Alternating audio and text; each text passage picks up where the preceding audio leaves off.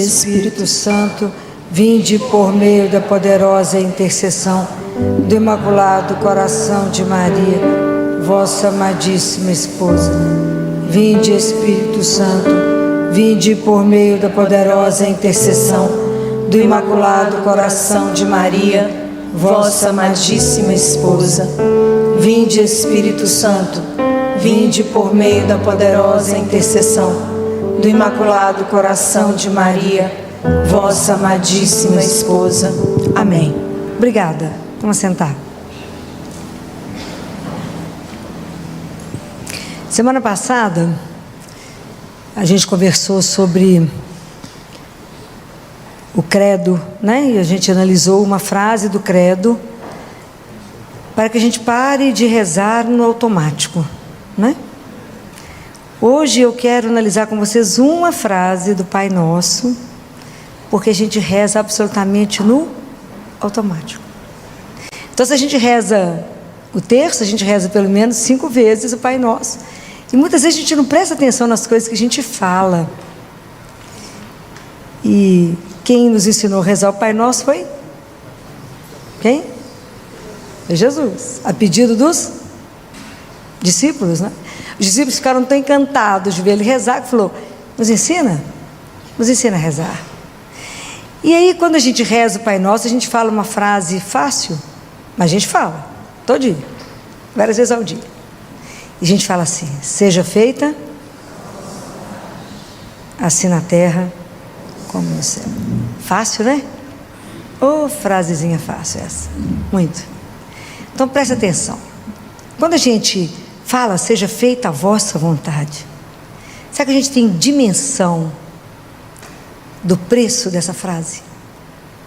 Qual é o preço afetivo, efetivo disso na nossa vida?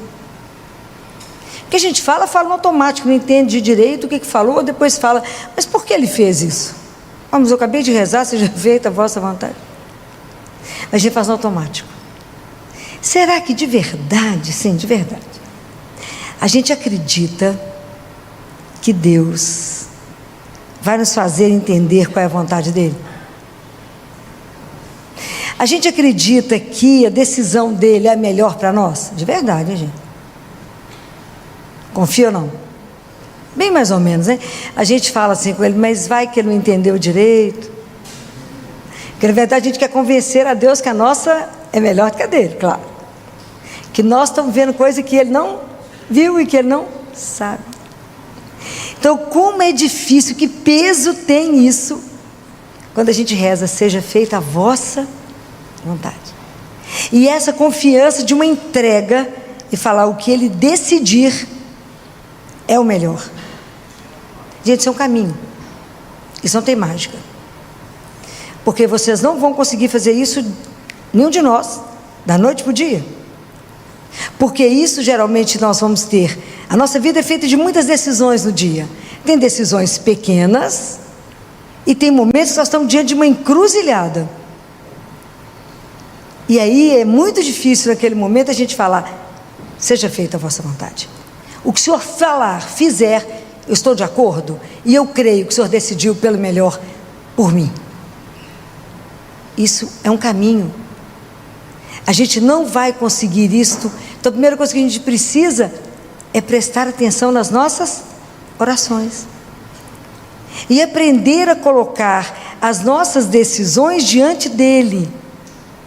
Como é que a gente vai colocar essa decisão diante dele? Através de quê? Da oração. Mas não é uma oração de 2 segundos, não. A gente fala, não, rezei demais hoje, nem um terço. Não, às vezes a gente fica horas assentado diante dele.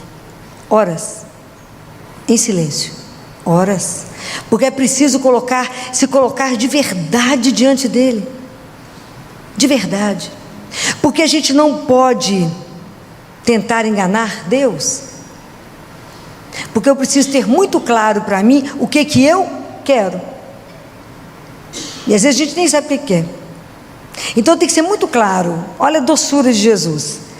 Quando Jesus encontra o cego, ele pergunta para ele, o que quer que eu te faça? Então Jesus vai nos perguntar, o que você quer? Porque às vezes nós queremos fazer igual os filhos de Zebedeu, que queria o quê? Poder, direita e esquerda. Ou então a gente vai ficar bravo como os outros discípulos que queriam, na verdade, também disputar quem era mais importante.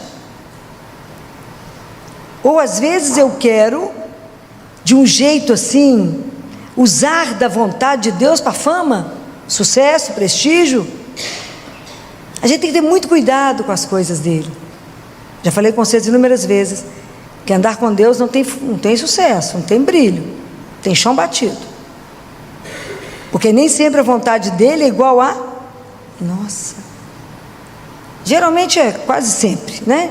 A gente quer A e ele quer Z. Não é muito simples isso. Então é preciso colocar todos os nossos atos, os seus pensamentos, os seus desejos diante dele. E fala, diante da palavra dele, diante dele falar, é para fazer o quê? Eu estou aqui para fazer a vossa vontade. Assim como quando o Senhor veio aqui, o Senhor viveu para fazer a vontade do Pai. Eu vim não para fazer a minha vontade, mas a vontade daquele que me enviou. Jesus, já falei com vocês semana passada, Jesus andava em relação ao Pai igual um girassol, e girava em função do Pai dele. Nós não, nós fazemos as coisas, e depois a gente fala com todo mundo, reza para dar certo. É como se a gente tivesse que convencer Jesus que a nossa decisão estava perfeita. Porque não é brincadeira estar diante dele e deixar ele fazer a vossa vontade. E como é que eu vou fazer isso, né? Porque além de eu saber qual é a sua vontade, como eu vou fazer isso, de forma que isso implica na minha vida e na vida do outro. Tudo eu tenho que saber dele, tudo tem que seguir os passos dele. Para fazer a vontade de Deus, eu caminho atrás dele, não é atrás do meu caminho, é dele. E não é simples, porque andar com Jesus, eu tenho que estar muito atenta a tudo que ele me fala. Então vocês imaginam, se eu tenho que estar atenta a tudo que ele me fala, isso exige de mim uma vida de oração. E qual é o grande segredo da oração que nós temos que aprender, que está longe de nós aprendermos? O que é? Parabéns, silêncio. Ou luta silenciar. Não, eu até fechei os olhos, fechei os lábios, mas aqui dentro continuo pensando. E a gente continua argumentando para Jesus que o nosso desejo é muito melhor do que o dele. Fala, Jesus, eu vou te explicar um negócio que você não está sabendo. Não é simples. E cada vez que a gente conseguir fazer uma opção, e se a gente só vai conseguir estar atento e fazer de verdade a vontade de Deus, se eu permanecer no amor. Está escrito em João 15? Todo aquele que permanece em mim, esse dá fruto, porque sem mim, nada. E nada é nada. Jesus fala, vocês não pegam a palha que está no chão, sem eu, nem a palha. Mas a gente tem a ilusão que a gente faça a vontade dele. Tem uma marca da vontade de Deus, que tudo que é de Deus tem que gerar o que em você? Paz. Nada de Deus tem tumulto.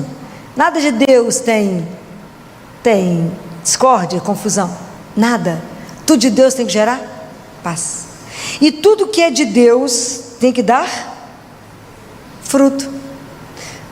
Por quê? Olha que coisa linda isso.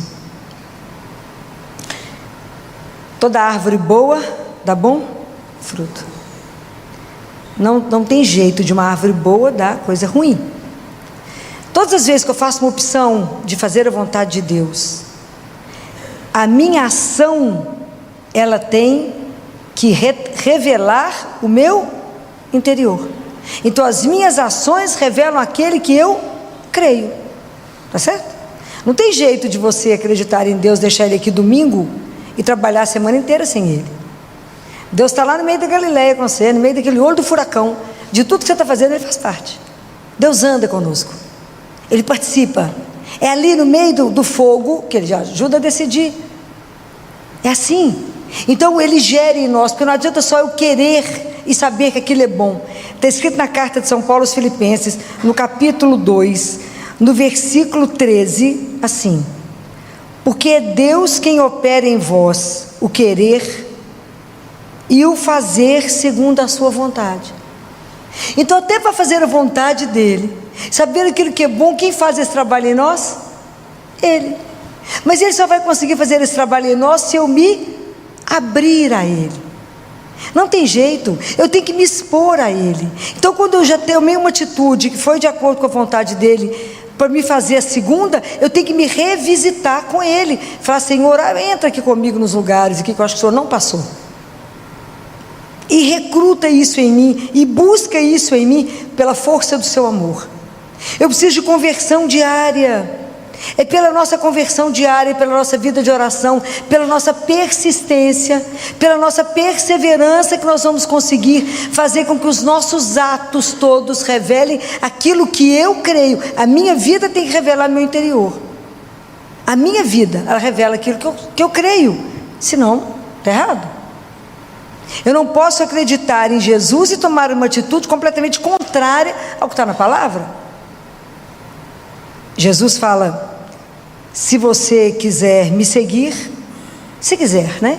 Porque Jesus é tão doce, que Ele foi um homem muito livre. Jesus não permitiu ser coagido, ser pressionado pelos homens, nem pelo pecado, nem pelo poder, por mundo, por nada. E Ele não quer que nenhum de nós faça por isso. Nós temos que ser livres na nossa decisão, inclusive de falar: Jesus, essa vontade é a sua, mas eu não concordo, vou fazer o que eu quero. É um direito seu? É. Vai dar errado? 100%. Mas é um direito, né? Depois que você cair, bater, Ele te dá colo? Dá. E se eu decidir tudo errado, fizer tudo errado? Pedro negou Jesus? O que Jesus fez dele? Pilar da igreja dele. Paulo não perseguiu e matou os cristãos todos? Matou, não foi uma loucura? O povo morria de medo dele. Uma das cenas que eu mais amo do filme de Paulo é quando Paulo cai e que ele vai para Damasco e Jesus aparece para Ananias. Tadinho de Ananias, vocês já viram essa cena? Jesus fala: Ananias, você vai na rua tal ali, vai entrar na casa tal, bate lá na porta, tem um homem lá que chama Saulo, vai lá e você vai batizá-lo, rezar com ele. Aí Ananias, que a doçura, esperou o Senhor falar, depois virou o melhor amigo de Paulo, né? Falou assim com ele: ô Senhor, não sei se o senhor está sabendo, mas o senhor ficou sabendo que ele matou um bocado de gente, né? É só falar que acredita no Senhor que mata. É para mim ir lá mesmo? Vai lá, Ananias. E obedece. Lá foi Ananias, todo corajoso, para poder falar. E chega Ananias e fala: Saulo, meu irmão, Senhor, meu Deus, nosso Deus me mandou vir até aqui. E foi quando as escamas caem do olho de Paulo e ele enxerga, e de Saulo ele se transforma em Paulo. E Ananias fala com ele: o Senhor mandou falar que você vai sofrer demais, viu? Por causa dele, mas por causa do tanto de gente que ele tinha matado. Então, até esses Deus não transforma. Então nós também, nas nossas opções erradas, cada vez que a gente não fez opção direito, porque não consultou o Senhor, porque não concordou com Ele, Ele pode refazer em nós. Porque nós somos igual uma argila na mão dele, Ele faz do jeito que Ele quer. E isso é maravilhoso. Não é uma brincadeira. Por isso que a confiança, ela é um caminho muito para frente na nossa caminhada. Quando a gente está construindo a nossa Jerusalém celeste, nosso templo, a confiança já é um caminho alto. Porque a primeira pedra que está descrito no livro de Apocalipse, quando constrói, que João vê a Jerusalém celeste, ele fala: a primeira muralha, o primeiro alicerce é de jaspe. Jaspe é do meu autoconhecimento. O primeiro eu preciso me conhecer. Porque se eu não me conheço, se eu não me aceito, como é que eu vou passar para outra pedra, que é a pedra de safira, que é quando eu vou começar a me aceitar, a me respeitar? Porque se eu me aceito, me respeito e me amo, eu vou passando pelas pedras e vou aprender a aceitar, amar e respeitar o outro. Só depois é que eu chego em Deus. Compreende como é que a confiança é um caminho? Porque primeiro começa aqui. Se eu não confio, na verdade Jesus fala: não confio em vocês não, só em mim. Mas se eu não me conheço, se eu não conheço que eu vou tentar enrolar o Senhor, que eu vou tentar ludibriá-lo, que eu vou tentar de alguma forma convencê-lo que a minha vontade é muito melhor do que a dele, então a gente tem que ser muito honesto conosco, muito verdadeiro. E por isso você coloque diante dele o seu desejo, confronta com ele o seu desejo. Não tenha medo de conversar com Jesus. Não tenha medo de falar com ele. Jesus, eu quero isso, mas o que o Senhor está me pedindo agora está bem difícil. Mas que a gente nunca tenha dúvida que é a graça dele que sustenta a nossa fraqueza. É a graça. Eu já fiquei 3 horas parado olhando para ele. Ele falou o que comigo? Nada. 3 horas, para ter certeza que era aquilo mesmo. Fiz o que ele queria, não o que eu queria. Falei com ele, então o senhor vence, porque não é o que eu quero.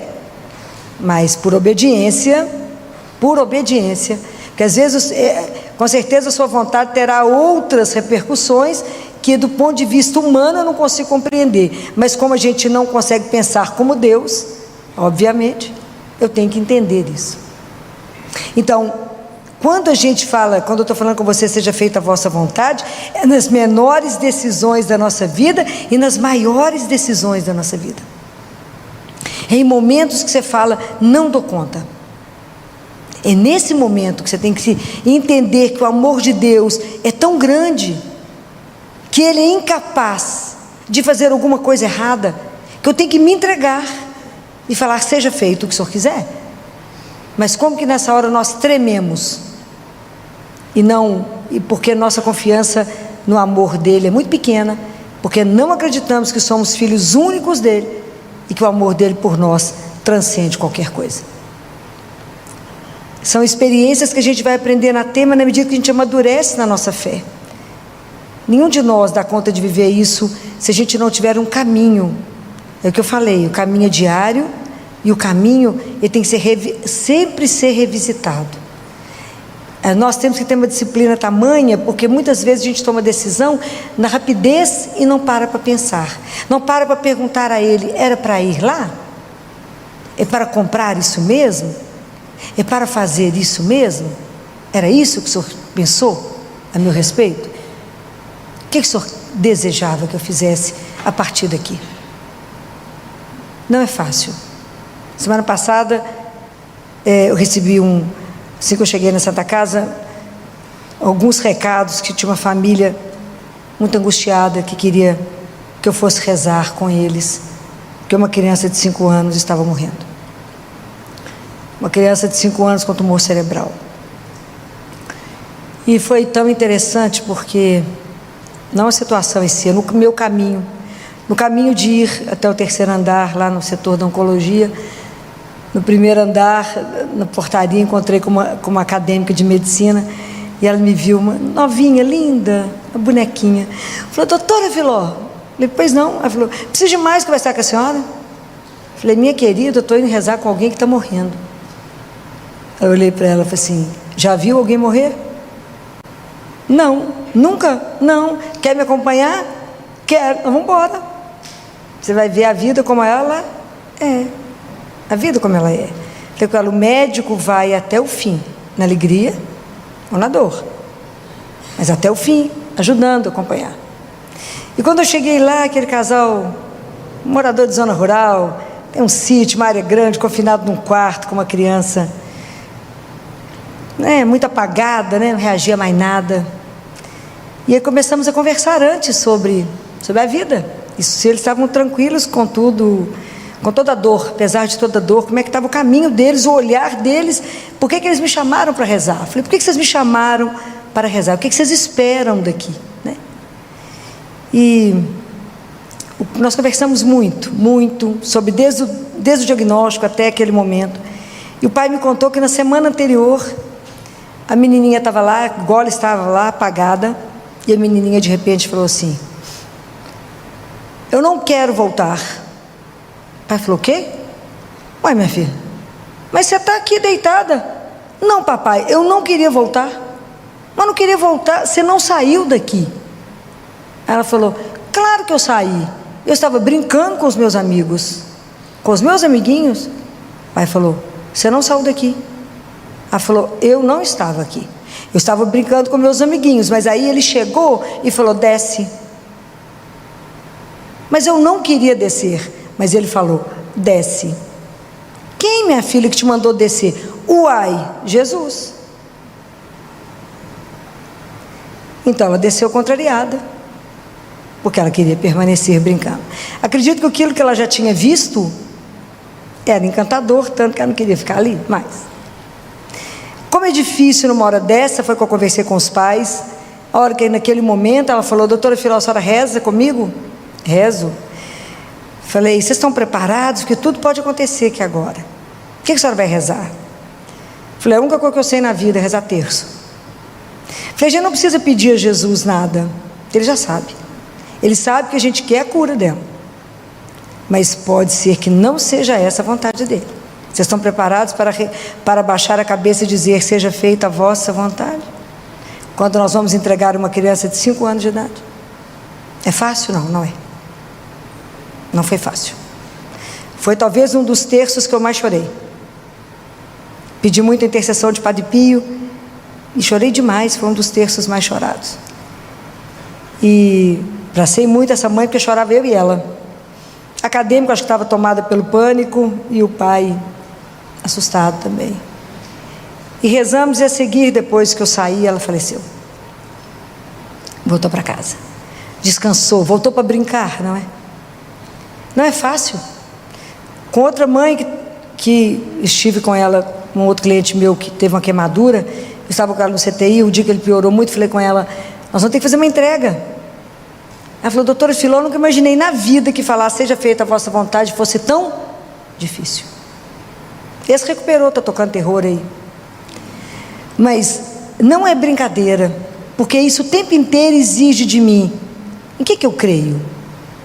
De verdade eu creio que eu sou peregrina, que eu estou de passagem, e que Ele é o meu Deus e o meu Senhor, que me fez para Ele para viver eternamente, que aqui é só um tempo curtinho, uma passagem, e que eu vou voltar para casa.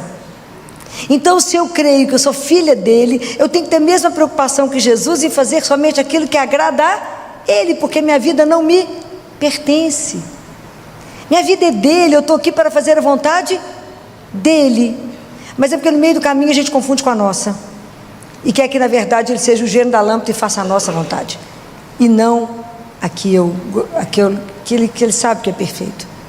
Então por isso que sempre nós vamos nos revisitar, sempre temos que ter a disciplina da oração e falar: me ensina a fazer a vossa vontade, me dá graça de em tudo, nas coisas menores do dia, fazer a vossa vontade, que em tudo eu não queira te magoar, Senhor, que eu olhe e fale: é para fazer isso aqui, né? Não é isso aqui, não é isso aqui.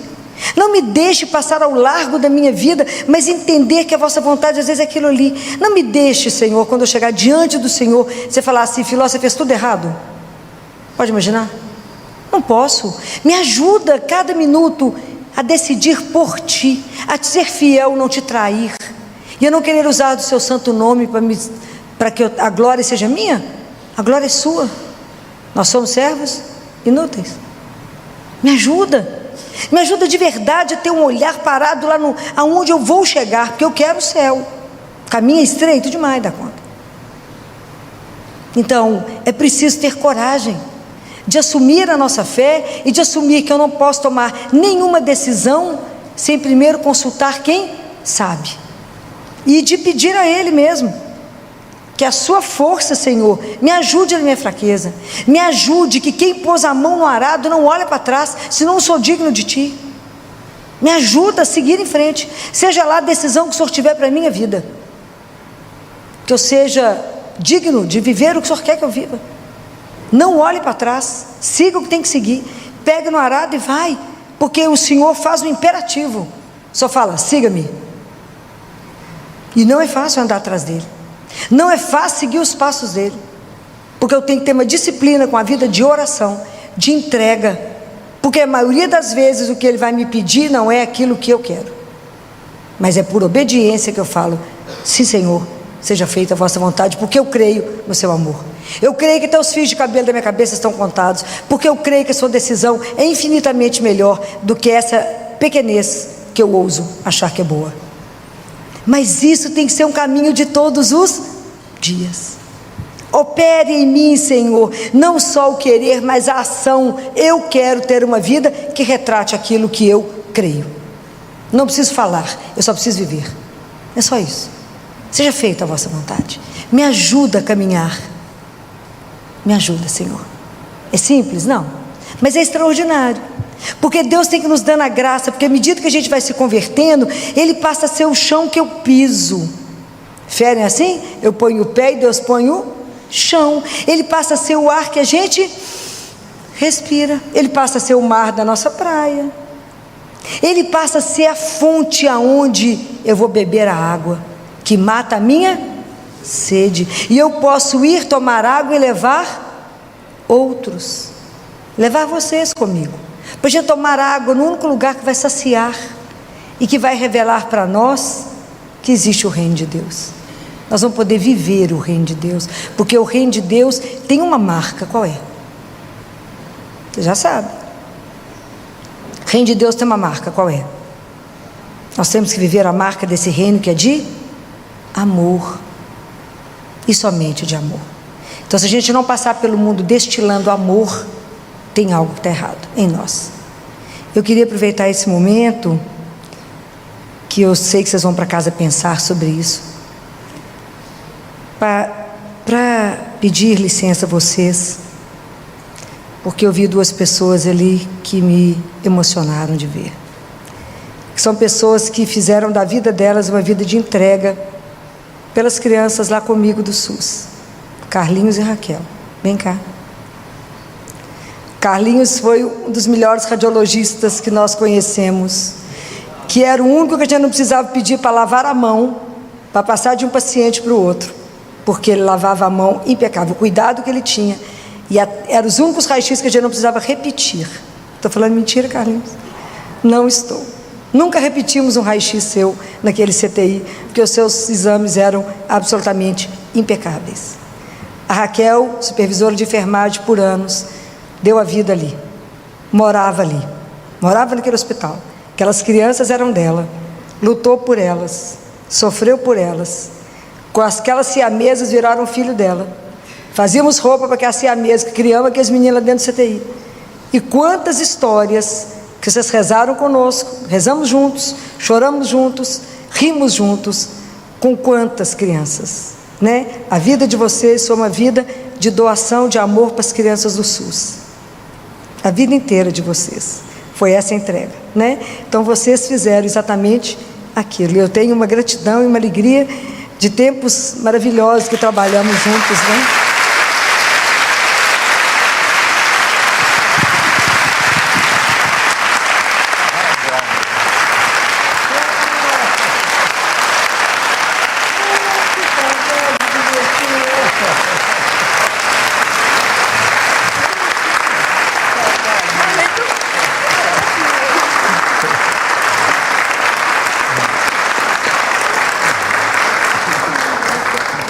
Que eu precisava. A Raquel sempre tinha uma caixa d'água na cabeça, e a gente falava, vamos olhar para a Raquel para ver se ela vai chorar, porque tudo a Raquel chorava, tudo, alegria ou tristeza, a Raquel chorava. Rimos muito, choramos muito, foram muitos anos juntos, muitos anos, uma vida que hoje eu lembrava de você, Raquel, quando eu subia de novo as escadas, contando os degraus, e você falou, eu aposento na Santa Casa contando degrau, eu não sei quantos degraus que eu subo todo dia, porque a gente nunca tinha sofrimento de esperar elevador, vivia todo mundo correndo, subindo escada. Eu continuo subindo as escadas, contando degrau, não lembro quantos degraus que eu subo por dia, mas continuo. Muito obrigado por terem me feito melhor, né? Conviver com vocês foi uma época extraordinária na nossa vida, né? Nós tivemos esse privilégio de lidar com um povo que de verdade deu a vida ali para aquelas crianças que não conhecíamos, né? Mas era um amor, sempre foi um amor incondicional nosso, né? Tanto que a gente brigava uns com os outros, brigava com todo mundo, que a gente só queria o melhor por eles, né? Então, muito obrigada, que alegria revê-los, uma alegria no meu coração poder rever vocês, né? E bem, vocês bem, muito obrigada. Então, hoje, quando eu trago para vocês o seja feita a vossa vontade, é para que vocês possam exercitar isso nas menores coisas do dia de vocês. Seja feita a vossa vontade. Exercitem isso e vocês irão crescer nesse amor por Ele, de forma que vai chegar um momento que tudo, a única alegria da sua vida será fazer aquilo que Ele quer, nada além do que Ele quer. né? Isso que vai nos alimentar, que vai nos alegrar. A nossa vontade vai deixar de ter, porque nós vamos misturar com Ele e falar: seja feita a vossa santíssima vontade. Que Deus conceda a nós essa graça, que Nossa Senhora, que como ninguém, diante da declaração do anjo, diante do que o anjo trazia de proposta, ela falou: eis aqui a serva do Senhor, faça-se em mim segundo a vossa palavra. Que ela, né, que foi essa menina, essa mulher, que hoje é nossa mãe, que conhece a nossa miséria, sabe do barro que nós somos feitos, que interceda por nós, que nesse momento ela olhe na vida de cada um e peça a Jesus essa graça, porque a gente tenha força de na nossa vida cumprir a vontade do Pai, assim como ela cumpriu de uma forma brilhante. Ave Maria, cheia de graça, o Senhor é convosco, bendita sois. Sempre que eu estou rezando para poder preparar esse encontro, eu sempre me coloco sentada daí para ver o que eu quero ouvir de cá. Não no que eu quero ouvir, mas no que eu quero aprender. Porque enquanto a palavra de Deus ela não entrar no nosso coração e ela não gerar vida, eu não faço meu caminho de conversão. Tem quantos anos que vocês acompanham a igreja, frequentam as coisas da igreja? E vocês entraram, né? Nós entramos a partir da quarta-feira de cinzas, no tempo da quaresma. E se alguém que for alheio à igreja, ou que não entenda as coisas, perguntar para você assim: o que é a quaresma? O que você responde? O que é a quaresma? O que é isso? É um tempo de conversão. Por quê? O que é o tempo da quaresma? O que a gente celebra? Quando é tempo do advento, que é antes do Natal, o tempo do advento significa o quê? O que nós estamos fazendo com o advento? Estamos esperando um Deus que vem. Quando a gente entra no tempo da quaresma, ele significa o quê? Vocês têm que saber responder isso na ponta da língua, porque nós somos cristãos. Não. O tempo da quaresma significa que eu vou renovar a minha esperança naquele que me passou da morte para a vida. Então, o que é a quaresma? É um tempo forte. É um tempo que Deus nos convida e nos permite para que a gente renove. Para tudo, vocês vão parar, os cristãos. Vamos renovar a esperança naquele que me tirou da situação da morte para a vida. Não foi essa a missão de Jesus? Nos tirar de Satanás e nos devolver para uma vida em Deus, tirar do reino dele e passar para o reino de Deus. Então, a quaresma, eu estou renovando meu compromisso com o quê? Com o quê? Com o meu batismo. A quaresma me volta no meu batismo. No batismo eu fui transformado em quê? Nós vamos começar a aulinha de catequese. Eu fui renovada, agora no meu batismo eu me torno filha de Deus. Eu me torno filho de Deus. Então a quaresma pode te sacudir e falar: oi, você é filho do Altíssimo. Oi, você é filha do Altíssimo. Então como é que nós estamos nos comportando? Eu estou assumindo diante de Jesus um compromisso como filha de lutar contra o mal. O mal que existe em mim primeiro. Eu não ponho responsabilidade no outro. Primeiro em mim. E o mal que existe ao redor de mim, no mundo. Compreenderam? Quando a gente faz o sinal da cruz, a gente faz pelo sinal da Santa Cruz, livrar-nos Deus nosso Senhor dos nossos inimigos. Que inimigo? Do que eu penso, do que eu falo, do que eu sinto. A gente acha que é os inimigos que estão olhando você torto. É o que está dentro de você. Compreendem? Vocês começaram a entender? Então, se alguém perguntar: o que é quaresma, que vocês ficam nessa confusão? 40 dias. Eu estou renovando a minha esperança. A vida tem que ser mais do que levantar cedo, correr, rezar, pagar boleto e bloquear telefone de São Paulo. Uai, tem que ter um trem a mais do que isso, não é possível, é só isso que a gente faz. Tem que ter alguma coisa a mais, não é não? Então eu estou renovando minha esperança, minha filha. Naquele que é a vida. Naquele que me mostrou que a vida é mais do que a subsistência, que é só pagar conta o dia inteiro. A vida é mais do que isso. A gente está preocupado com a subsistência, ele está pelejando para nos mostrar que existe uma vida eterna. Ai, que escândalo, diga de começar a entender isso. E aí eu estou renovando e lembrando que um dia fui batizado, esqueci, né? Guardei o trem lá, guardei. E que eu sou filha, não é qualquer filha, nem qualquer filho, amado, amada de Deus. O dia que vocês descobrirem isso, quem vai segurar vocês? Ninguém. Vocês vão ficar insuportáveis. Mas se eu sou filha do Altíssimo, Ele é rei, então eu tenho que me comportar como filha de rei, o filho de rei.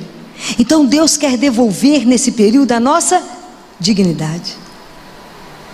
Porque tem gente que esqueceu que é digno, que é filho. E se eu sou filha ou filho do Altíssimo, eu tenho que relembrar isso. E é tão interessante que a igreja ela tem uma pedagogia, né? Então ela começa toda a quaresma. Primeiro domingo da quaresma são as tentações de Jesus. Toda vez que vocês virem que tem 40 dias, o número 40 na Bíblia é tempo de purificação, é tempo de renovação. Então o povo de Israel não ficou 40 anos no deserto? Jesus é um novo Israel. 40 dias ele vai fazer uma nova caminhada com o povo, ele vai trazer uma outra transformação. Noé ficou 40 dias e 40 noites em chuva. Elias ficou 40 dias escondido, os pássaros traziam comida para ele, até ele estar preparado para escutar aquela voz que sussurrava que era Deus. Compreendem? Todas as vezes vocês virem o número 40, a Bíblia está sempre uma coisa confirmando a outra, né? É assim. Então tem todo esse caminho. E a gente sabe que Jesus foi ao deserto, o Espírito Santo levou ele ao deserto, ele ficou em jejum 40 dias e 40 noites. Não ficou em jejum dentro de casa, no ar confortável, no ar condicionado, ficou no deserto. E Jesus foi tentado pelo demônio. Mas Jesus podia ser tentado pelo demônio? Não. Vocês também acham que não? Vocês têm certeza que estão respondendo? Jesus podia ou não ser tentado pelo demônio? Sim ou não? Sim, por quê? Porque era 100% homem. Olha que coisa maravilhosa. Ele aceitou a nossa miséria. Ele aceitou viver a nossa humanidade. E o demônio tenta ele em 3 coisas, lembra? Você está morrendo de fome, morto de fome, fala que aproveita esse tanto de pedra que está aí e faz isso virar pão. Não, só de pão vive o homem. E todas as tentações, Jesus, ele resolveu não negociou com o diabo, ele falou a palavra de Deus. A última vez que eu falei aqui, falei isso com vocês, a gente não negocia com o pecado. Não é não. Não pode, não negocia com ele. Não negocia com a tentação, resolve ela. Mas ele falou com Jesus do pão, falou com Jesus assim, levou ele para Jesus para um lugar alto, mostrou os reinos todos, falou que isso tudo é seu, ó, se você quiser, todas as almas, todas as pessoas, todos os reinos, desde que você me adore.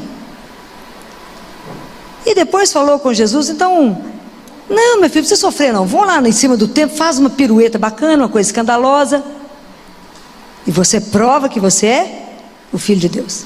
Então preste atenção. Quando as 3 tentações, quando ele fala com Jesus, olha a importância disso. Jesus estava com fome. Quando ele fala com Jesus sobre o pão, isso aí está relacionado, todos esses 3 pecados, todas essas 3 tentações, estão relacionados com a conversa de Eva com a serpente. Jesus veio curar para nós o pecado. Ele veio nos mostrar que a gente é capaz de vencer as tentações, né?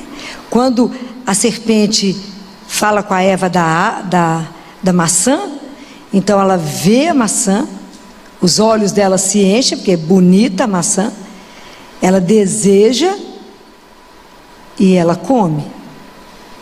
Quando ele é tentado outra vez, Jesus vai curar essa queda do homem e mostrar e nos chamar a atenção para uma outra posição como filho de Deus, fazer uma opção pelas coisas de Deus, para que a gente possa vencer o que se chama a tríplice concupiscência.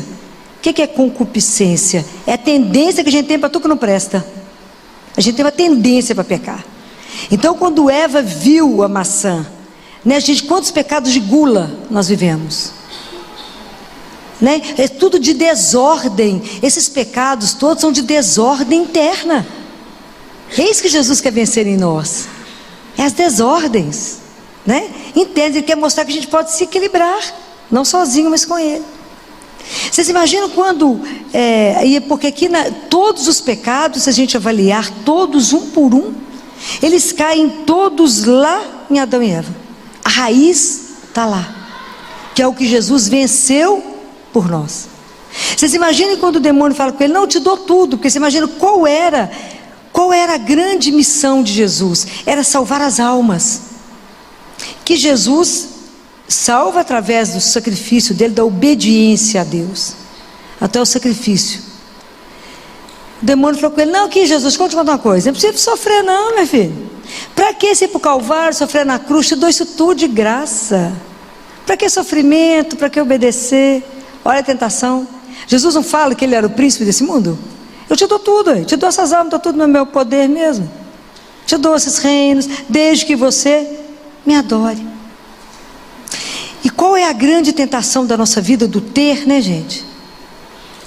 Eu quero ter, quero acumular, eu quero ter mais, e só tenho isso, não está pouco, eu quero mais para... Já não sabe, para morrer tudo acumulado. Então a tentação, que na verdade, Jesus vence isso mostrando: só a Deus adorarás. Quem tem que ser de verdade o Senhor da nossa vida? É Deus. E quanto que a gente tem que lutar por isso na nossa vida? Porque quantas vezes Ele deixa de ser o Senhor da nossa vida? Assim como a gente tem tanta compulsão alimentar, com bebida, com droga, com tanto tipo de desordem, nós temos com acumulação, com acúmulo. Tem gente que não doa nem uma peça de roupa, por causa do acúmulo. Guarda, até a traça comer, até nunca mais servir. Mas uma necessidade de compulsiva. Vocês imaginam, Jesus, vamos pular lá de cima, faz uma coisa maravilhosa, o espetáculo do fazer, de todo mundo te aplaudir e dizer: uau, esse é o Filho de Deus. Nós sofremos disso? Imagina, fiz essa toalha, tem que contar para todo mundo que foi feito por mim. A gente dá conta, tudo que a gente faz, a gente quer que as pessoas saibam que eu fiz, para ficar bacana, para as pessoas aplaudirem e falar: não, essa pessoa é espetacular. A necessidade que nós temos de ser aplaudidos pelo outro, de ser aprovados pelo outro. Que dificuldade nós temos de deixar só Deus ver as coisas que a gente faz. Fica aí, Jesus, você fica aí jejuando no deserto, escondido, ninguém está vendo, meu filho. Faz um trem espetacular. Quanta coisa você pode fazer. Nossa Senhora fez o milagre do sol, pôs o povo louco lá em Fátima. Lembra desse milagre do sol? Quando ela prova, né, a presença de Maria. Lembram disso ou não? Nada, né, gente? Oh, meu Deus do céu, lembra não? Quando estava lá aquela multidão, chovendo loucamente, e aqueles coitados, aqueles meninos já tinham sido presos, e chovendo, e Lúcia, Nossa Senhora chega, elas ajoelham. Lúcia fala com Nossa Senhora assim: se a senhora não fizer alguma coisa, eles vão me matar. A multidão. E o New York Times estava lá, tinha jornalista, tinha muita gente, a igreja estava lá. Imagina a cena. Quem já esteve lá na Cova da Iria, chovendo, um frio daquele bom, lá de Portugal. Nossa Senhora fala com a Lúcia assim: manda fechar a sombrinha. Pode imaginar que a menininha vira para o povo e fala assim: ela mandou, não tinha ninguém, né, gente? Ninguém ia ver nada. Ela mandou vocês fecharem o guarda-sol. Pode imaginar como é que o povo olhou para eles? A chuva descendo em cima do povo, o tempo fechado. E aí o povo fechou. De repente o céu abriu, o sol começa a rodar e desce rasando em cima do povo. Pode imaginar a loucura? O povo caiu no chão, achou que estava todo morto, achou que todo mundo que ia morrer. E aí foi vista a Trindade, foi uma coisa louca, e foi fotografado. Chamou o milagre do sol, foi página do New York Times. E vocês não sabem disso. Quero morrer de desgosto, porque foi lá. Meus católicos, entenderam? Então imagina, o demônio falou com ele: faz uns trem bacana, para fazer tanta coisa bacana, os anjos podem vir te pegar, vocês podem dançar no ar, quanta coisa você pode fazer escandalosa, se és o Filho de Deus. E é tão interessante aqui, né, gente? Porque Jesus, ele vai acabar de pegar esse orgulho, né? Porque nós somos vaidosos, a gente quer o aplauso do outro, a gente quer que o outro saiba de alguma forma que eu fiz. Fazer escondido não agrada, de tanto que eu preciso do aplauso do outro. Então as nossas obras são sempre manchadas pelo nosso amor próprio. Não ajudei demais, você não está sabendo o que eu fiz lá com a creche, não? Uma luta, você não viu o que eu fiz lá no orfanato? Você não viu o que eu fiz? A única pessoa que tem que ver os seus atos de bondade é Deus nosso Senhor. Está vendo quanta coisa que por isso a gente tem que passar por, tem que olhar isso, porque que hora que Jesus crucifica esse orgulho? Na cruz. Imagina, ele está crucificado nu. Jesus não ficou com nada. A única coisa que ele ainda tinha era a mãe, ele deu.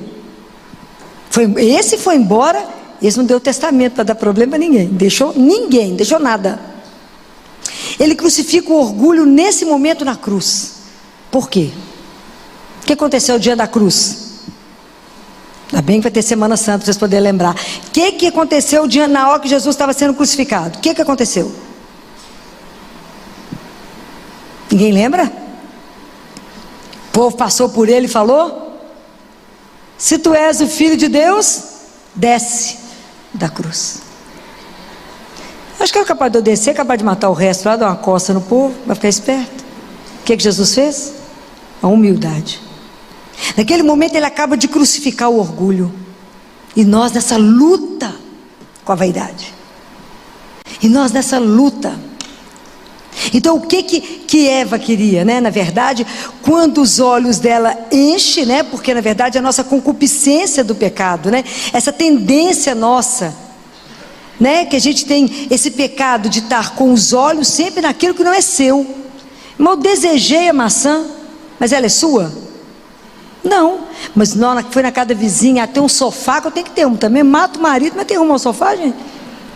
Tanto que eu falo na cabeça do marido, por fim o marido fala: não, compra, minha filha, não dá sossego. Não é assim? A grama da casa do vizinho é maior, porque os meus olhos, eu desejo, eu quero, mas eu quero. Eu estou sempre desejando, eu estou sempre invejando o outro ao pecado. Estou sempre de olho. Jesus falou: basta o que você já tem. Não, mas eu quero mais. Então a Eva, ela queria, porque ela desejou, ela queria comer. Comer é um ato normal do ser humano. Mas quando ela deseja aquilo que não pertence, e os nossos distúrbios de não saber conter, de não saber limitar, e aí vai tudo, entra aí as drogas, a bebida, adultério, e tudo que vocês imaginarem. E aí a gente não para poder pensar, né? E ela queria o conhecimento, então ela desejava ser poderosa sem Deus. Então Jesus vem mostrar para nós que é possível a gente vencer essa tendência nossa do mal por causa dele. Então a quaresma, quando me chama para esse tempo, que eu tenho que lembrar que existe um Deus que me tirou da morte para a vida, e que eu sou filha de Deus, então eu tenho que resgatar minha dignidade. Ele fala: vocês vão treinar de 3 formas. Quais são? Quais são as 3 formas? Qual? Jejum, esmola. Vocês entenderam que cada um está relacionado com um tipo de pecado? É lindo. Então a gente vai jejuar, não é só para perder peso não, gente, que o pessoal aproveita a Semana Santa, a Quaresma, para perder peso, então tira umas coisas, né, para ficar magrinha, fina. Tem que ir além disso. Eu não posso restringir a minha Quaresma a um período que eu parei de fumar, parei de beber, não, gente, a Quaresma tem que ser mais, isso é o de menos. Mas se eu consigo controlar, se eu consigo dividir, se eu consigo entender que a comida não é só para mim, eu posso dividir. Tem gente que come escondido, ganha uma barra de chocolate, tranca no guarda-roupa. Estou falando mentira? Estou não. Tem gente que esconde. Então, se a gente consegue ordenar em nós, evitar a gula, também evitar a avareza, e saber dividir, estar atento com o outro, olhar a necessidade do outro. Deus quer ordenar, não deixar a gente tão desorientado, né? Ver quanta coisa em nós que está nesse turbilhão. Se eu tenho uma tendência, quando o pessoal fala assim, eu vou deixar de comer carne na Quaresma, isso para Deus só vai ter um sentido se eu pegar o dinheiro que corresponderia à carne, dê para alguém que não tem chance de comê-la. Transforme esse ato em ato de amor. Quando se eu tenho uma tendência a só guardar, Jesus fala, dá uma esmola. Aprende a dar aquela calça que não vai servir no seu jeito nenhum. Não, vou fazer dieta agora na Semana Santa, vou ficar fina, vai servir. Mas então, aprende a doar alguma coisa que até doar moda de 1800. Aprende a dividir, aprende a tirar. Não acumule, divida, porque você não vai levar nada. Então por isso que a esmola é para trabalhar em nós o pecado de acumular. Possuir. Para quê? Nós temos que possuir bens que estão no céu, onde a traça não corrói, o ladrão não pode roubar. O meu tesouro é o tesouro dos bens, do amor que eu vivo, porque dos bens fica nada, não é? E pedir, quando eu tenho esse desejo, né, de tudo achar que eu que sou bacana, tinha um desenho animado que chamava Eu Sou o Máximo, né? Então, da gente achar que a gente é o melhor que todos, até de Deus, tem hora que a gente acha que é mais do que Deus. O grande tratamento disso chama rezar. Por quê? Porque quando você ajoelha, é um ato de humildade, onde você reconhece que há um Criador, e que você é criatura dependente dEle, que tudo isso nós podemos vencer por causa da graça de Deus. Sem a graça de Deus a gente pode nada, nem reconhecer que eu peco, porque no mundo que deu as costas para Deus, se eu falo de pecado, o pessoal fala, que pecado? A pecado é a dimensão do religioso. Então, no mundo que eu tiro Deus, eu tirei o pecado. No mundo que é mesmo quando eu tirar o sol, se eu tiro o sol, sobra, não tem sombra, porque só vai ter sombra se tiver sol. Compreendem? Eu só vou entender a dimensão do pecado quanto mais eu entender e aproximar de Deus. Eu só vou reconhecer isso na minha vida se Deus revelar. Mas para isso eu preciso pedir, eu preciso querer. A gente tem que falar com Jesus assim: me revela os meus pecados, até os ocultos, aqueles que eu não tenho consciência, Senhor. Eu nem conheço a palavra de Deus, porque aqui o demônio conhecia a palavra, que quando ele citou o Salmo 90 para Jesus, pula Jesus, porque está escrito que os anjos, né, vai dar ordem aos anjos, que vai tomar conta. Por que ele conhecia? Porque esse salmo, os judeus rezavam como oração de exorcismo, então ele escutou várias vezes. O demônio escutou esse salmo várias vezes, ele sabia de cor, tantas vezes que ele foi expulso, ele já conhecia, entendeu o salmo? É verdade, essas coisas estão na palavra de Deus. A gente tem que ler, tem que ver que está tudo escrito, a gente porque não compreende. Então, enquanto nós estamos no deserto, nós vamos lutar contra o mal, até a gente fazer a nossa Páscoa definitiva e voltar para casa. Mas nós estamos caminhando para a nossa Páscoa, cada dia falta menos um. Mas até lá, nós estamos inseridos no mundo. E nós temos que lutar contra tudo isso. Porque hoje nós vivemos o mundo do espetáculo. Qualquer coisa que eu faço, eu posto na internet. Faço foto, porque eu quero ser famoso, chique, bacana. Isso aqui é importante. Então tudo eu posto. A gente atrasa porque eu não saio da internet, cai no buraco porque eu não saio da internet, porque eu tenho que estar com o olho no Instagram. Então imagina, fazer as coisas de Deus, jejuar sem ninguém perceber. Pode pôr um cara de morta, o povo olhar, por que você está batida? Não, tem que estar feliz. Jesus falou, perfuma a cabeça, faz uma maquiagem bacana, né? Fica linda, como diz a minha maquiadora, ela fala, acorda assim, filó, tipo assim, hoje eu estou a fim de ficar linda. Então assim, acorda arrumada, bacana, sem ninguém perceber que você está em jejum, mas tudo por causa dele. Eu vou dar atenção ao meu irmão, vou dividir as coisas por causa dele, porque ele falou, ame ao pai acima de tudo e ao irmão como eu te amei. É assim, e reza. Então o mundo vai querer ver você de joelho? Não tem espetáculo. O caminho de Deus é um caminho que eu já falei com vocês mais de uma vez, é chão batido, não tem brilho, não tem aplauso, não tem sofrimento, porque não existe amor sem sacrifício. E Jesus nos dá um desafio tão grande, quer falar para nós que cada um de nós é templo que Deus habita. Quando é que Deus vai ser o templo? Quando é que eu vou poder ser o templo que Deus pode habitar? O dia que o meu templo aqui, ele tiver as paredes, o telhado e tudo mais cravado de oração, de justiça e de amor. Enquanto eu não trabalhar isso em mim, Deus não pode habitar, porque Deus não pode conviver com o menor dos pecados. Então, trazer para nós essa consciência e a gente avaliar na nossa vida quais são as desordens que eu estou. Às vezes é com sexo, que está lá no desejo de saciar a carne, né? Que não é só comida, mas é o prazer. Então às vezes é na pornografia, às vezes é um sexo desenfreado, às vezes as novas modalidades do carnaval, beijar 4, coisa interessante. Eu estou tentando entender como é que é essa dinâmica, beija 4 ao mesmo tempo. Então às vezes esse desejo desordenado com a carne, não basta 1, basta 2, 3, 4 numa cama. Aonde está a desordem dentro de mim, que eu preciso pedir a Deus, limpa? Assim como o Senhor falou para Abraão, anda, corta, restaura, porque é a misericórdia de Deus que nos restaura, que nos faz de novo de pé. É para isso que nós temos que viver a quaresma.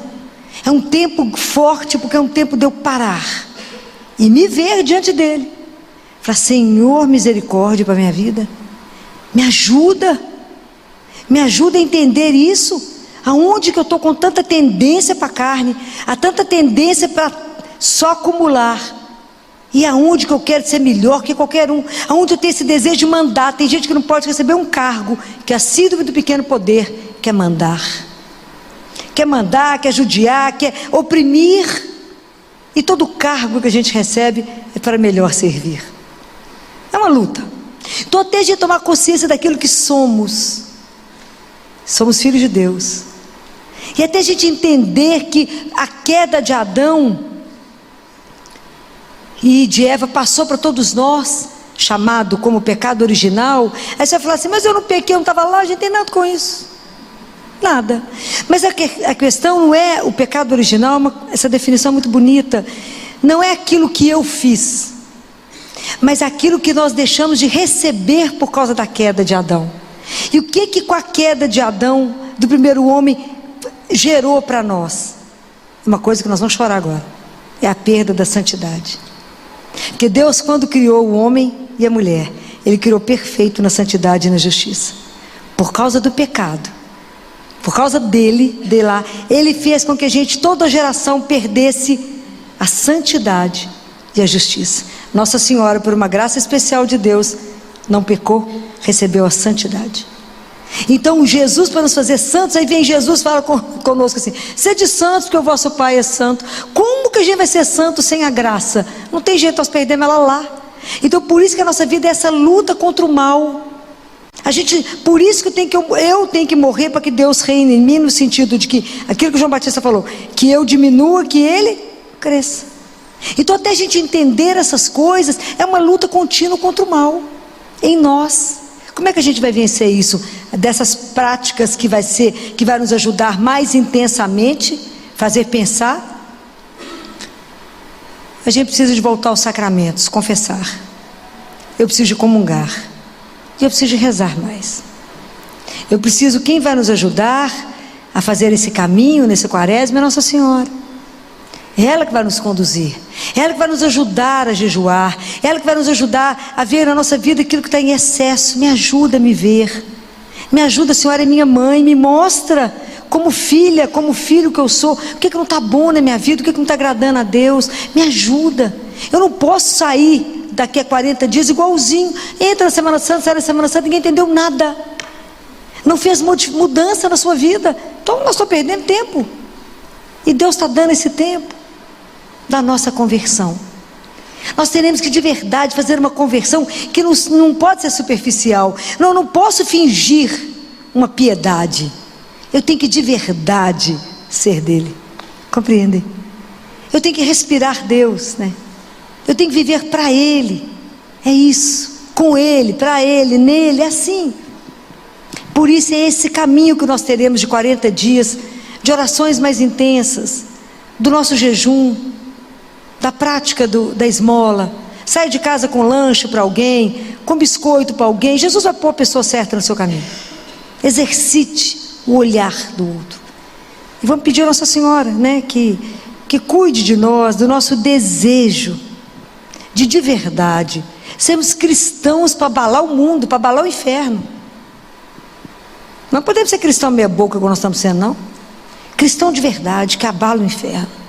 O mundo está nos olhando, nós já somos um restinho. E as pessoas esperam de nós, de verdade, que na Semana Santa a gente lote as igrejas. Semana Santa não é época de viajar, é época de estar de joelho aos pés da cruz, porque Ele nos deu a vida, que a gente não tem dimensão, o que significa. Então é isso que nós temos que pedir a Deus, a Nossa Senhora, que a gente viva, né, a graça, né, que hoje nesse grupo, né, que ela olhe para nós com um olhar de mãe, e interceda junto ao filho dela, que ela está do lado dele, por cada um, para que a gente de verdade possa viver uma conversão, que de verdade Jesus seja o nosso Rei, Senhor e Salvador. Louvado seja nosso Senhor Jesus Cristo.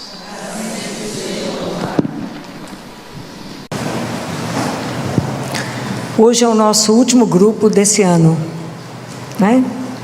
Então nós vamos encerrar hoje o grupo de oração. Amanhã vocês todos estão convidados para a cantata linda que vai ter aqui. E a gente retorna o grupo de oração, se assim for da vontade de Deus, fevereiro. Ok? Antes do carnaval. Primeira terça-feira de fevereiro, que não sei que dia que dá. Também não sei a data que vai ser o carnaval. A gente retorna, né? Então, como hoje seria a última terça, estamos às portas do Natal. Eu pensei em trazer para vocês, para que a gente pudesse meditar, o Natal. Nós estamos inseridos no mundo pagão e vivendo no meio de todos aqueles que estão vivendo o Natal só como uma festa pagã, né? Onde a vinda de Jesus nem é lembrada, nem é pensada. E nós temos que lembrar que a nossa salvação dependeu de uma vinda. Guardem isso. Nós só temos o direito de uma vida eterna porque Jesus veio. A salvação, a nossa salvação, dependeu desta vinda. Se Ele não tivesse vindo, nós teríamos que chorar demais a nossa vida aqui. Mas porque Ele veio, tudo é transformado. Isso é extraordinário. Porque, Filó, mas eu vou celebrar o Natal no meio de um ano difícil, um ano de muitas perdas, um ano de muita tristeza. Mas o Natal também acontece aí. ok? É só porque ele veio que tudo é transformado. Se ele não tivesse vindo, aí sim, né? Eu lembro que quando o pai morreu de 8 para o dia 9 de dezembro. O pessoal falou: vocês vão celebrar o Natal? Eu falei: claro, a gente põe a foto de todo mundo que já morreu.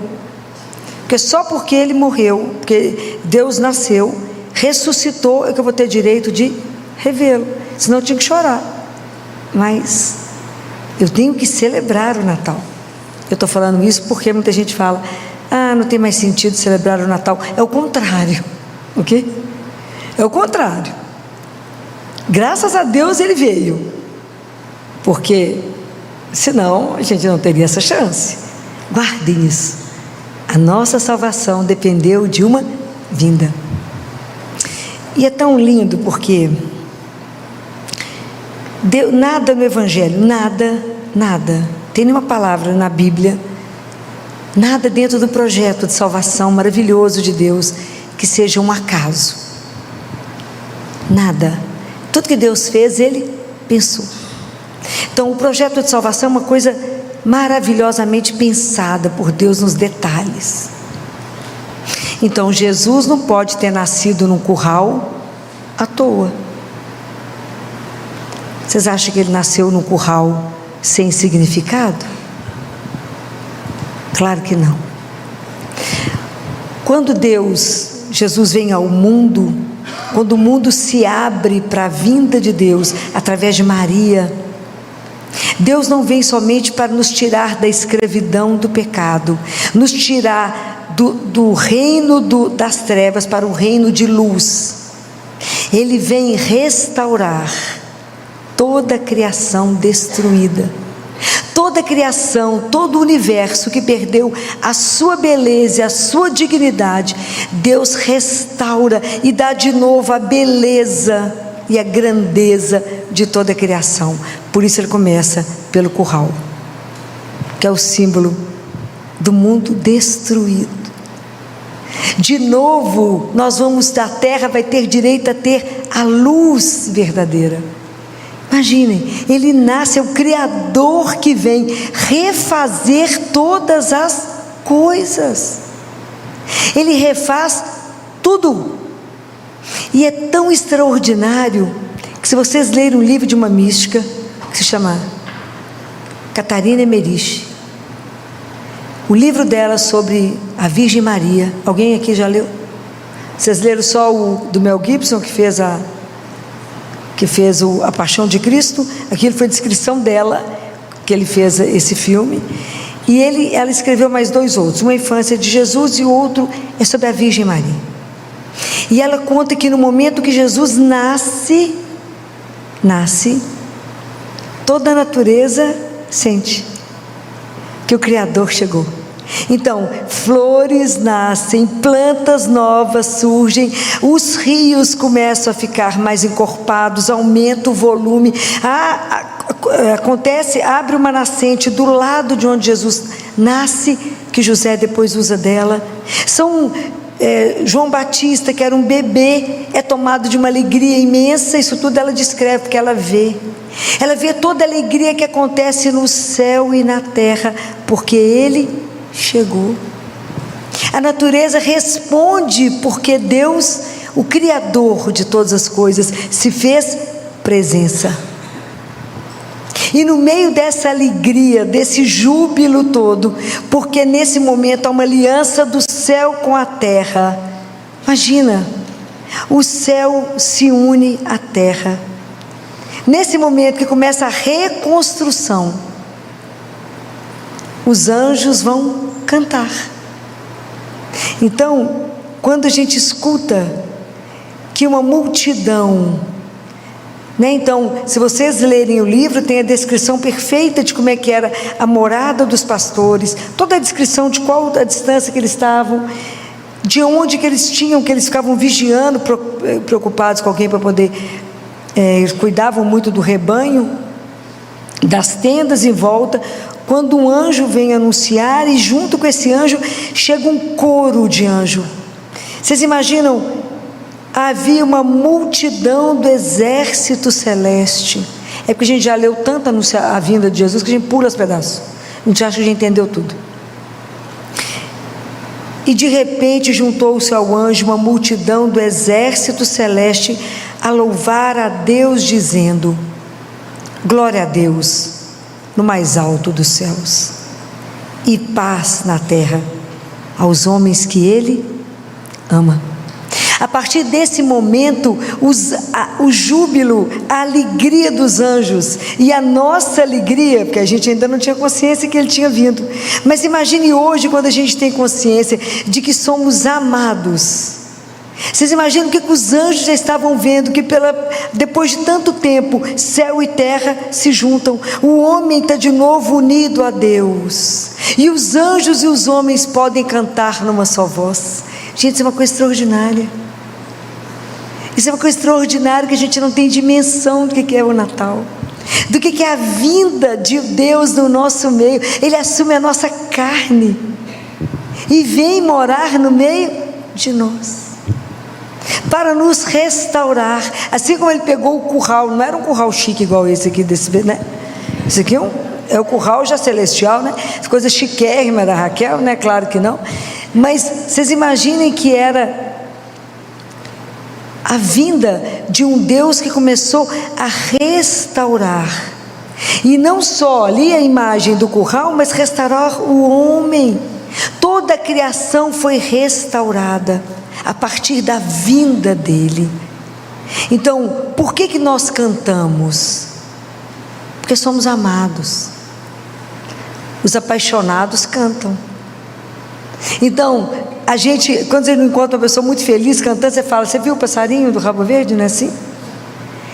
A gente deveria cantar nessa noite simplesmente pelo fato de que Deus veio ao nosso encontro. Ele veio mudar a nossa história. Ele veio nos resgatar toda a criação ferida, destruída. Então, quando ele canta glória a Deus no mais alto dos céus, quando é que a gente glorifica a Deus? Quando é que a nossa vida é glorificada? Quando é que Deus é glorificado? Deus não muda nada, a glória dele não muda se eu cantar, mas sou eu que me elevo quando eu dou glória a Deus. Sou eu que cresço quando eu faço algo diferente do ponto de vista espiritual. O crescimento é meu. Assim como esse menino cresceu em silêncio, assim como ele veio nos mostrar que o poder não é o poder de ter nem dinheiro, nem armas, é o poder de amar. Quando Jesus vem nesse mistério da pobreza, é para nos mostrar que a grande força nossa é o amor. Essa é a grande arma. Então, quando a gente aprende isso, entende e faz da nossa vida um lugar, que a nossa história, a nossa vida é um lugar de dar glórias a Deus, de glorificar o nome de Deus na nossa vida. Aqui nós estamos, na verdade, dando glória a Deus no mais alto dos céus, é dentro do meu coração. Aquele coração contrito, não está escrito na palavra de Deus que Deus está perto do coração contrito, daquele que tem um coração que compreende que ele é um nada, mas que ele é filho do Altíssimo, aquele coração que se quebra e que aceita e que está aberto para receber Jesus. Nós estamos celebrando o Natal para poder pedir a Ele que abra o nosso coração para dar acolhida a Ele. Está escrito na palavra: Ele veio para os seus e os seus não o receberam, mas para aqueles que o receberam Ele deu o direito de se tornarem filhos de Deus. Isso é coisa extraordinária. A gente não tem dimensão do que significa isso, não. A gente não consegue passar o Natal triste. Natal me dá uma tristeza. Então tá de matar o povo quando fala isso. Entendeu nada o que é Natal. Meu filho, vou te contar o que é tristeza. Anda comigo, te mostro. Isso é uma alegria saber que um Deus se dignou vir até nós. E Deus é uma coisa tão extraordinária, que Ele nos precede. Quando Ele mandou o Filho dEle, Ele nos precedeu nos dando o dom, que é a vinda do Filho dEle. Quando o padre começa a missa, e ele faz a saudação, e a gente responde no automático, ninguém presta atenção no que fala, a gente fala: bendito, mas a gente nem presta atenção, né?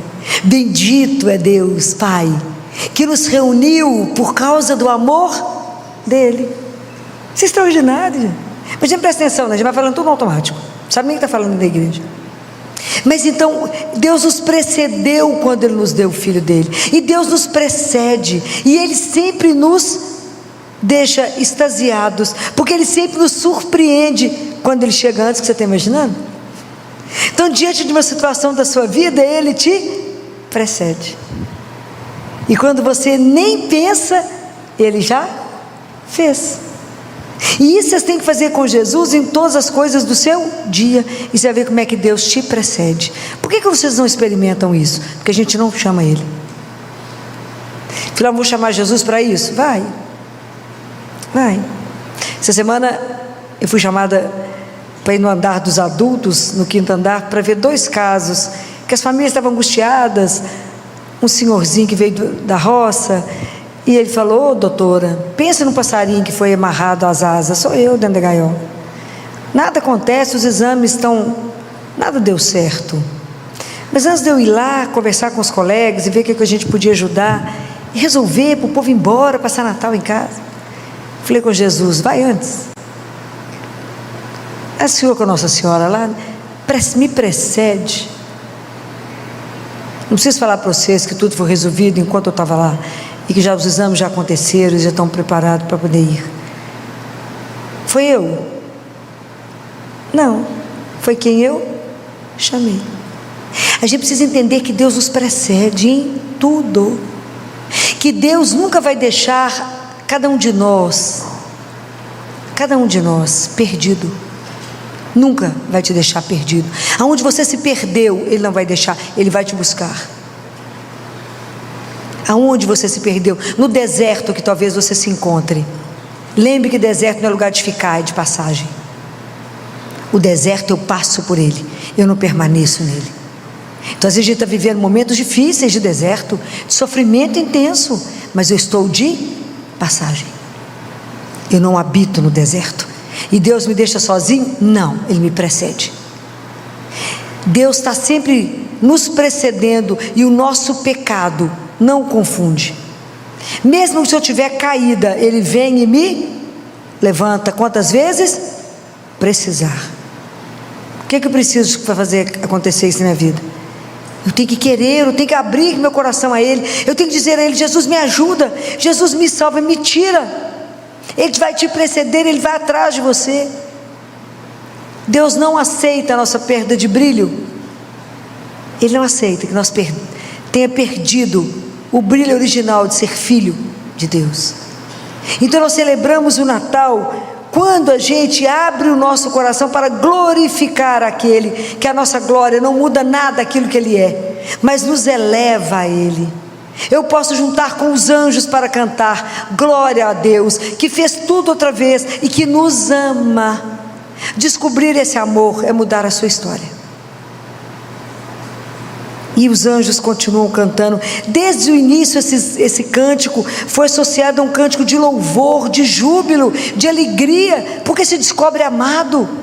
Imagina quando os anjos percebem que toda a criação de novo de Deus pode estar junto, unido outra vez, que aquela separação que existiu não precisa mais continuar. O Filho do Altíssimo veio até nós para reconstruir toda a história.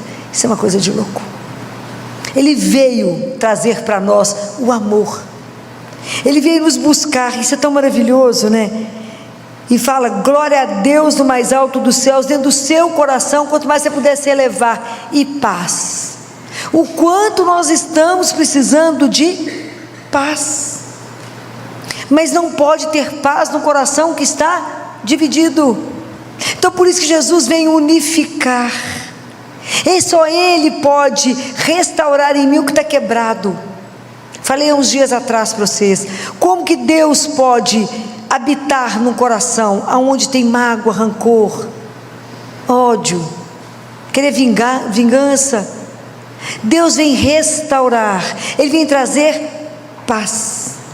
Porque quando os nossos bairros não comunicam, né? O cérebro pensa uma coisa, o coração sente outra, a boca faz outra, fala outra, a mão faz outra. Nós temos que ter paz primeiro aqui. Se tem paz em mim, tem paz em algum lugar do mundo. Então é preciso que a gente consiga pedir a Ele: Senhor, me restaura como você vai restaurar o curral. Me restaura. Também sou obra das suas mãos. Eu não quero passar esse Natal quebrada. Eu quero ter paz. Paz. Porque Deus veio ao mundo para me dar paz. Não é essa paz que o mundo pensa que te dá, não. É essa paz que não muda, mesmo que a situação fora de você, ao seu lado, externamente, esteja um caos. Essa paz é a certeza de um amor, de um Deus presente na nossa vida e em nós, que ninguém pode tirar. Isso é uma coisa de louco. Paz aos homens que Ele ama. É tão interessante, aos homens, tem outra tradução que fala, aos homens, não só que Ele ama, mas aos homens que fossem bem-aventurados. Nós temos que entender que nós precisamos de pedir a Jesus é um coração que seja capaz de saber ser amado. Então, como é difícil, já falei isso com vocês, deixar ser amado. Então, deixar ser amado por Deus, esse é o primeiro mandamento. Não é amar a Deus, não, é deixar ser amado por Ele. Falar: mas Deus me ama, eu estou sofrendo tanto. Ama. Nesse momento da dor, Ele está nos educando, está nos fazendo melhor, está nos mostrando aonde estamos no caminho. E Deus restaura todas as coisas, pode confiar no que eu estou falando para vocês. Tudo é restaurado. Falar: mas eu perdi alguém. Você vai rever. A morte não tem a última palavra. Não fomos feitos para a dor, fomos feitos para o amor. Essa foi a última palavra que eu falei para meu pai. Não fomos feitos para a dor, fomos feitos para o amor. Então a última palavra da nossa vida não é morte, é ressurreição. Falei: te encontro assim que eu acabar a minha missão. É uma questão de tempo. Mas tem que crer de verdade. Então, me ajuda, me dá um coração que seja capaz de saber ser amado e receber esse amor. Porque sou digna? Não sou digna de nada. Mas porque o Senhor é só amor. Então me ensina, me ajuda a saber que sou amada. Mas me dá um coração que junto com o Senhor seja capaz de amar. Me ajuda a ser mais dócil nesse Natal. Me ajuda a ser menos implicante nesse Natal. Que a gente implica uns com os outros na noite de Natal. Vou falar mentira? Não. Fica cheio de rusga. Não é assim? Fala: passou o Natal. Vamos celebrar um Deus que veio nos restaurar. Um Deus que veio ao nosso encontro por amor. Um Deus que quer nos ensinar a amar. Porque o dia que eu aprender a amar, aprendi tudo. Nós estamos aqui somente para aprender a amar a Deus e amar uns aos outros. Então Deus veio nos restaurar na relação com Ele, na relação nós conosco e com o irmão. Está tudo quebrado, nós estamos brigando por um tanto de nada. Implica até que a posição da taça que foi colocada na mesa, mas eu queria sim, luta. Isso muda o quê? Nada, mas muda tudo.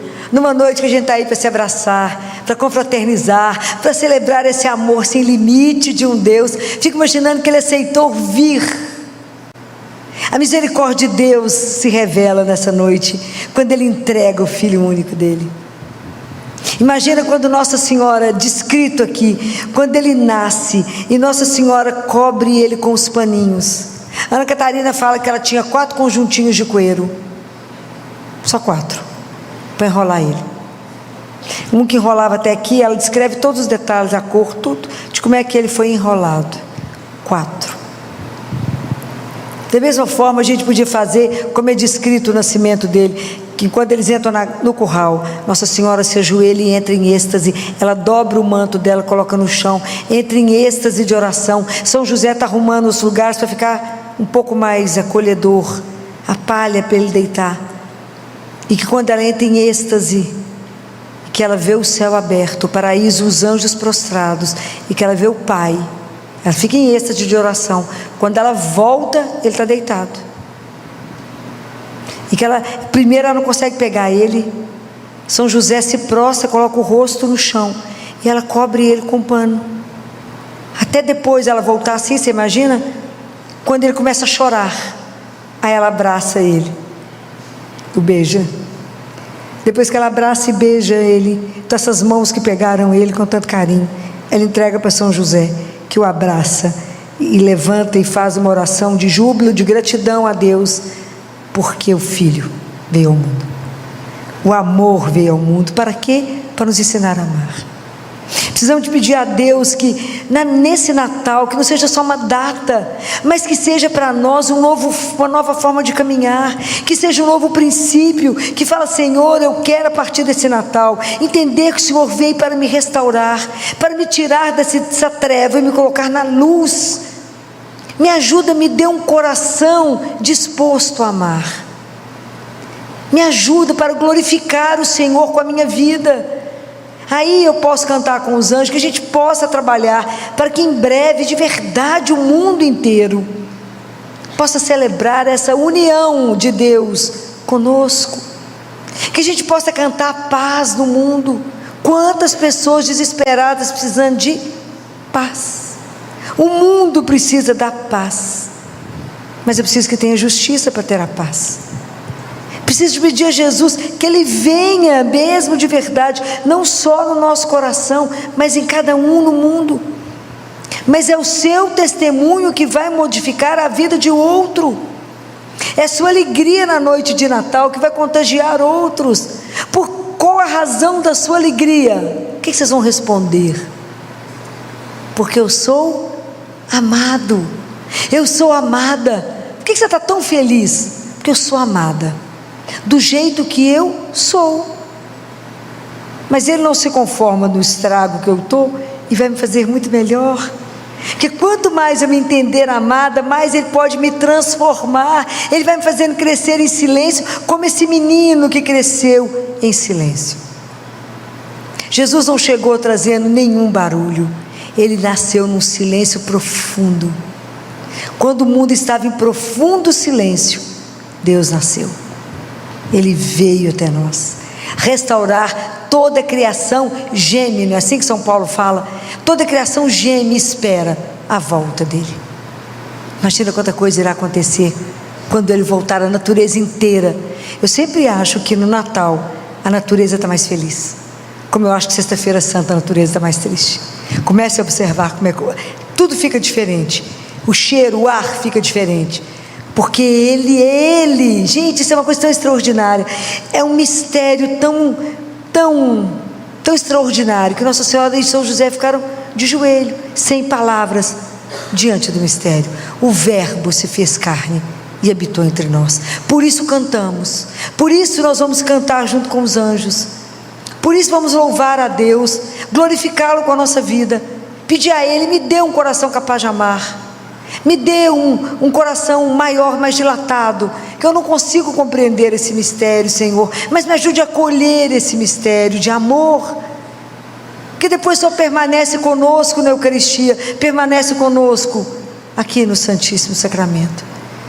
Me ajuda a abrir o coração para acolher esse mistério, me ajuda a acolher o Senhor nessa noite, me ajuda a entender que o Senhor está no outro, no meu irmão, me ajuda a viver uma vida de mais harmonia, me ajuda a ter um coração grato, que é para a gente ter um coração repleto de gratidão, cantar pela gratidão, se juntar aos anjos, e ser um canto de profissão de fé. Glória a Deus nas alturas, no alto do meu coração, em tudo que eu puder glorificar a Deus, e paz a cada um de nós, porque somos filhos, não só filhos, amados. O amor é a maior força do universo. O amor é a única força capaz de nos pôr a caminho.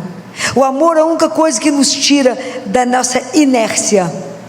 Por que você corre? Por que Nossa Senhora correu até a casa fala, Nossa Senhora foi apressadamente à casa de Isabel? Por quê? Porque o amor tem pressa. Então que vocês possam se sentir tão amados, com o coração tão repleto, com tanta gratidão, porque a nossa vida foi retomada, foi transformada para viver eternamente, que vocês possam cantar e levar isso para quantos estão precisando da sua alegria. Alegria verdadeira, alegria simplesmente porque sabe que nessa noite de magia mesmo, é uma magia, é uma noite que é completamente diferente, Deus veio até nós.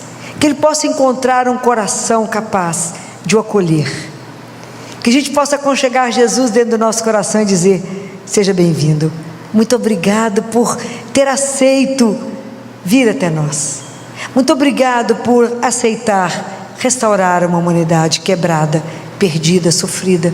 Muito obrigado porque o meu pecado não te impede de me encontrar. Muito obrigado porque o Senhor me restaura, que o Senhor me levanta todos os dias que eu acho que eu não tenho mais força de ficar de pé. Muito obrigado porque o seu amor me deixa constrangido. Não é assim que São Paulo fala? O seu amor me constrange. Mas obrigado porque apesar de eu não conseguir corresponder e te amar do jeito que o Senhor merece ser amado, eu quero aprender a te amar. Eu quero aprender a ser amado.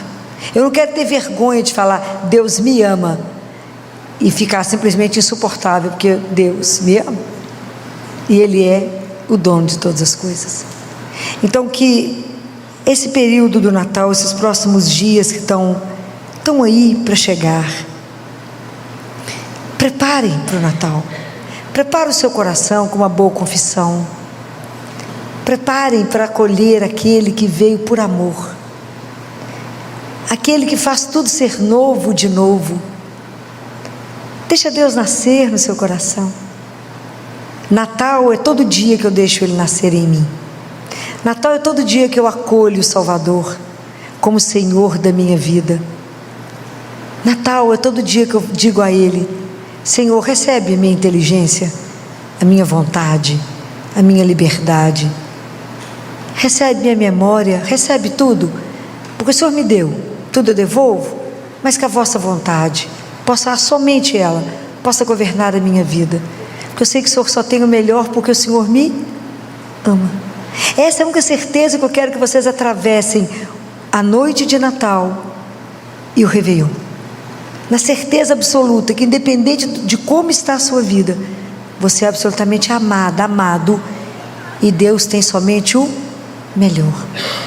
Que nessa noite de Natal, nesses dias que antecedem, pensem nessa frase, rezem, cantem com os anjos, fala: o céu se uniu à terra, o homem de novo se une a Deus, e nós podemos ter um futuro diferente, porque Deus nos precedeu, e hoje Ele te precede, e precederá você todos os momentos da sua vida que você permitir, e aquilo que você não permitir, esteja atento para receber as surpresas de Deus. Deus sempre nos surpreende com o melhor, com coisas que você talvez só tenha pensado e desejado, e Ele traz. Fique atento com os presentes de Natal, que somente Ele trará para você.